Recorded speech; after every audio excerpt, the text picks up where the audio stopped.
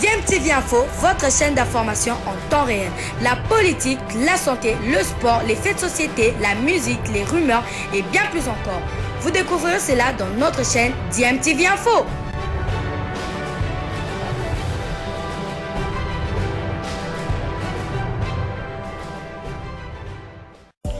Vous êtes sur DMTV, bonjour ou bonsoir, tout dépend de l'heure à laquelle vous nous suivez. Tout plaisir est pour nous de vous retrouver, mais surtout de savoir que vous êtes nombreux en train de suivre votre chaîne YouTube DMTV. DMTV qui vous propose l'actualité, vous propose également des analyses et des réflexions sur des sujets d'actualité, sur des faits sociaux, tout simplement sur des réalités que nous observons ici chez nous en République démocratique du Congo.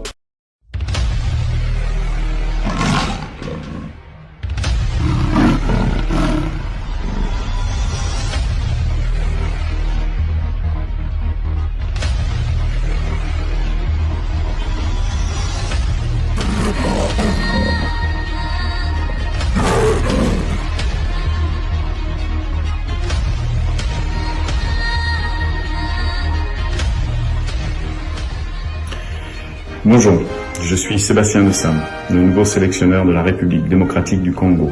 À très bientôt. Bonjour. La Confédération africaine de football CAF va lancer la Super League africaine ce mercredi à Arusha en Tanzanie. Le lancement officiel de cette nouvelle compétition se fera en direct depuis cette ville tanzanienne. Ça sera à 13h local, soit à 10h temps universel. Cet événement passera sur plusieurs réseaux de télévision en Afrique et à travers le monde, entre autres les plateformes de streaming de la CAF. La Super League de la CAF, cette nouvelle compétition, mettra aux prises en aller-retour 24 équipes choisies dans différents pays pour leur performance et régularité au niveau de la Ligue des champions de la CAF. Et deux autres équipes de la République démocratique du Congo, à savoir le tout-puissant Mazembe et l'AS Vita Club, sont concernés. Autre chose, les clubs de la République démocratique du Congo, RDC, connaissent leur adversaire en compétition africaine interclub. C'est à l'issue du tirage au sort qui a eu lieu hier mardi, organisé par la Confédération africaine de football CAF. En Ligue des champions d'abord, l'association sportive Vita Club de Kinshasa jouera face à l'équipe de Gaborone United de Botswana.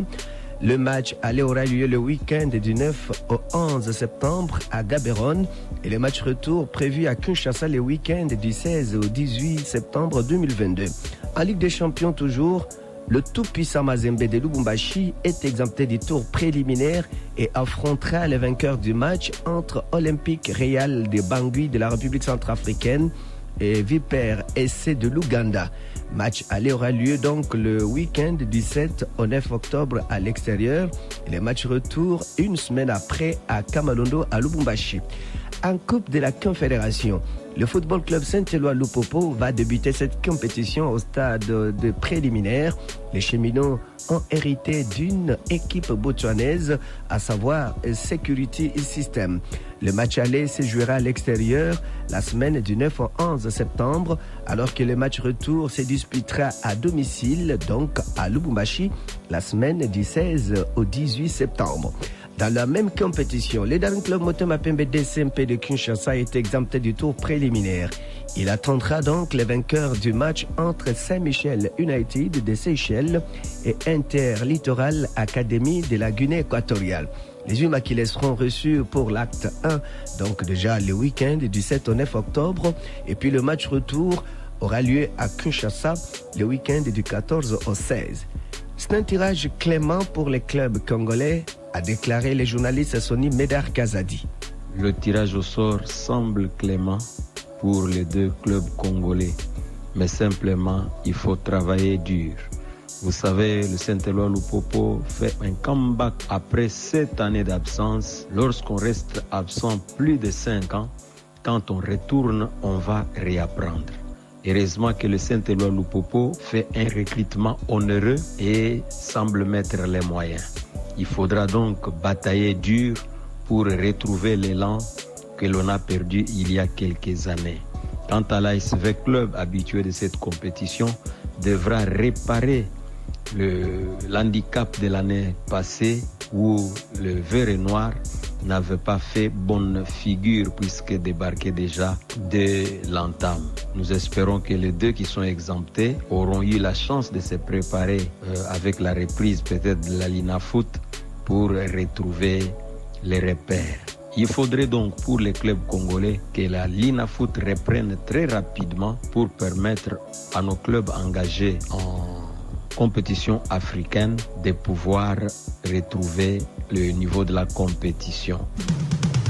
Initialement prévu le vendredi 5 août dernier, l'Assemblée générale statutaire de la Fédération congolaise de football association FECOFA est donc renvoyée à lundi 15 août à Kinshasa. L'organe technique du football national s'attelle à présent à l'organisation de ce rendez-vous en vue, entre autres, d'une évaluation des différentes compétitions nationales, a déclaré le secrétaire belge Sitoatala aux confrères de l'ACP. Le secrétaire général de la Fédération congolaise de football association ajoute que cela est aussi consécutif aux correspondances de la Fédération internationale de football association FIFA et de la Confédération africaine de football CAF qui avait enjoint l'organe fêtier congolais d'organiser la dite Assemblée générale statutaire au plus tard le vendredi 5 août dernier et l'Assemblée générale extraordinaire et élective au plus tard le jeudi 15 septembre 2022. Football toujours, on parle football féminin dans ce journal des sports. Le tour préliminaire de la Ligue des champions de la CAF zone Afrique centrale est reporté, initialement prévu à partir du 20 août courant au Cameroun. Cette compétition qui doit désigner le représentant de l'Afrique centrale à la phase finale de la deuxième édition de la Champions League féminine devrait finalement avoir lieu en Guinée équatoriale, selon le directeur exécutif de l'UNIFAC, Martin Etongué, qui a indiqué dans un courrier envoyé à la Fédération congolaise de football association que jusqu'au 4 août dernier, l'UNIFAC n'avait toujours pas obtenu des garanties du gouvernement camerounais et a dû faire la demande à la Fédération de football de la Guinée équatoriale pour organiser cette compétition. Et vous le savez, pour le compte de la RDC, c'est le tout-puissant Mazembe qui va prendre part à cette Champions League féminine ensemble avec les champions des autres pays de l'Afrique centrale, les champions du Cameroun, du Congo-Brazzaville, du Tchad et de la Guinée équatoriale.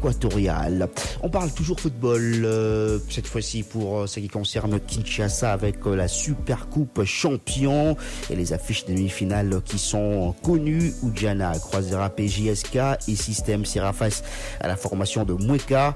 Hier, lors des quarts de finale, Mweka a battu ICK sur le score d'1-0. La PJSK s'est imposée devant Kratos sur le score de 2-1. De son côté, Oudjana a dû se qualifier après la séance des tirs au but remporté face à l'AC Normand, 4 tirs réussis contre 3, ce après un nul de 0 but partout. Et puis c'était aussi à l'issue d'une séance au tir au but remportée face à la formation de Kayolo 4 contre 2 que la formation de Système s'est qualifiée en demi-finale. C'était après un nul d'1 but partout à la fin du temps réglementaire. On quitte le football pour parler basketball avec les Léopards seniors messieurs de la RDC qui poursuivent leur préparation ici à Kinshasa avant le stage qui va démarrer le 15 août prochain à Monastir en prévision de la 4e fenêtre des éliminatoires de la Coupe du Monde 2023.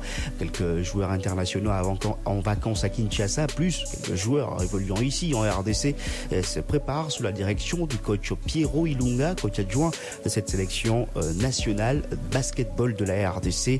Il parle justement de cette préparation, l'importance de cette préparation de Kinshasa avant le stage de Monastir. On écoute Piero Ilunga. Oui, ça se passe très bien. On essaye d'occuper le groupe de certains joueurs qui sont ici en vacances à Kinshasa. Au lieu de rester comme ça avant la préparation qui débute le 16 à Tunis, on a préféré les occuper en ce moment, les préparer déjà physiquement et puis mentalement pour rejoindre le groupe qui viendra de l'Europe et que nous puissions avoir déjà une cohésion faite. La jonction se fera ici ou ça se fera à Monastir directement? Il y a un bon groupe d'athlètes, surtout ceux qui iront le même jour du voyage avec Kinshasa, passeront par Kin parce qu'ils sont en vacances, ils ont préféré venir par Kinshasa pour faire quelques entraînements. Donc voilà, on a un groupe déjà qui est là. Il y a certains joueurs qui arrivent, il y a Shekina qui est arrivé aujourd'hui. Et dans 2 jours, je pense, on aura un grand groupe des athlètes qui viennent de l'Europe, qui partiront d'ici. Et certains qui sont restés là, en Europe ou aux États-Unis, nous rejoindrons avec un léger retard, avec 2-3 jours de retard par rapport au programme de vol. Le stage proprement dit va commencer sur place en Tunisie, mais au vu du travail travail que vous avez effectué ici, vous pensez que voilà, les joueurs sont déjà entrés dans le bain, même pas de la compétition, mais dans la forme pour le combat? Oui, physiquement ils sont bons, ils viennent des compétitions, ils sont en vacances il n'y a pas très longtemps, mais ce qu'on est en train d'implanter ici, c'est ce qu'on appelle une philosophie. On est en train de mettre une philosophie en place, c'est une philosophie qui aura à voir avec nos systèmes de jeu, nos entrées d'attaque. Déjà, comme je suis en communication avec les autres collègues du staff technique qui sont à l'étranger, je suis en train de faire un travail qui sera compatible au travail qu'on fera dans l'ensemble à partir de Tunis. À Alexandrie, il n'y avait pas Évariste Chongalia qui était parti avant la fin du stage à Istanbul. Il y a également, je vois, Yarmine Kandé qui est là. C'est-à-dire que des renforts qui vont rester ou c'est juste pour totalement? Non, on ne peut pas décider maintenant s'ils vont rester ou pas. C'est une présélection. Comme on dit toujours, on ne peut pas aller avec 12 jours en préparation. Il faut aller avec un peu plus. On ne sait pas, il y a des cas de maladie, il y a des cas peut-être d'insuffisance de capacité par rapport aux autres. On va voir, on va choisir les meilleurs. On a essayé d'élargir le groupe par rapport aussi aux différentes dates d'arrivée des joueurs. On a certains jeunes qu'on veut promouvoir pour le futur, qui feront partie pour nous permettre de sparring partner. Donc je pense que tout ça va faire partie de notre préparation. Voilà, c'était là le coach adjoint de l'équipe nationale senior monsieur de basketball de la RDC, Pierrot Ilunga. Les Léopards vont quitter Kinshasa, sauf changement de dernière minute, le 13 août courant pour commencer leur stage le 15, un stage qui ira jusqu'au 25 août avec 2 matchs amicaux au programme face à la Côte d'Ivoire et face à l'Égypte avant de démarrer la 4e fenêtre des éliminatoires de la Coupe du Monde 2023 face au Cameroun le 26, ensuite face au Soudan du Sud le 27 et pour terminer cette 4e fenêtre le 28 août, la RDC sera face à la Tunisie, pays hôte de cette 4e fenêtre. Je rappelle que la compétition aura lieu dans la ville de Monastir. Bilile le kamalo bana ebele.